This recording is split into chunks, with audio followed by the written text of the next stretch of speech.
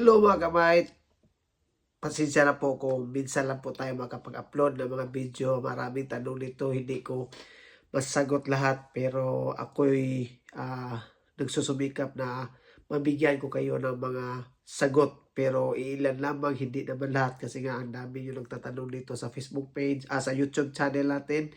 So kung gusto nyo ang mga ganitong content patungkol kung paano mag-apply ng direct hire, kahit hindi naman dito sa Australia, pares-parehas naman lang po yung mga pamaraan kung paano kayo makapaghanap ng mga employer na hindi kayo dadaan ng agency. So bakit ko po ba ito isinishare sa inyo is para po makapagbigay ako ng idea, maiwasan natin yung agency lalo na kung wala tayong pambayad sa agency.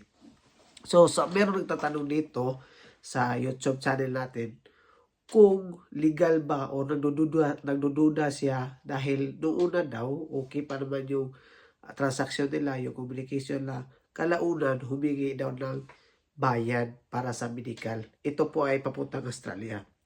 So sa masasabi ko dyan, mag-ingat po kayo pag ganyan. Kasi nga unang-una sa pangalan pa lang na sponsorship visa ay sponsor po yun. Wala ka na babayaran doon unless kung dumaan ka ng agency. Pero kung direct hire ka, nag-apply ka through online application, wala ka pong babayaran. Pero kung sa medical tsaka sa IELTS naman, pwedeng ikaw magbayad doon. Pero hindi ka magbayad sa kanila para magbigay ng referral. So, scam po yun. Bakit ko po yan nasabi? Kasi po naranasan ko din na ako'y na-scam. Naghingi ng bayad para sa referral. Ano nangyari? Wala. So, yun, mag-ingat kayo dyan. At siguruhin ninyo merong referral galing talaga sa immigration ng Australia.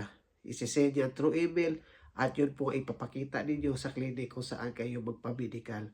So, meron yan mga specific na mga clinic o hospital na accredited ni immigration sa Australia. Hindi ka po pwede ikaw mismo pumili. Sila pipili kung saan hospital ka pwede magpa-medical. Yun po ang proper na procedure sa pag-medical. At wala kang babayaran sa referral kasi kusa na si immigration mag-release ng referral letter para sa iyong medical. Kung hindi ka makatanggap ng referral letter, hindi ka pwedeng mag-medical kasi nga si immigration ang mag-decide kung kailan ka magpa-medical, kailan ka magpasa ng police clearance. Yun po. So kung meron silang hiningi na babayaran para sa referral, malaking scam po yan. So kung meron kang plano pumunta ng Australia, follow mo lang itong channel na ito sa kung direct hire lang tayo. Kasi wala akong idea sa agency. Kasi nga ako po ay direct hire. Coast country ako galing Japan, diretso na ng Australia.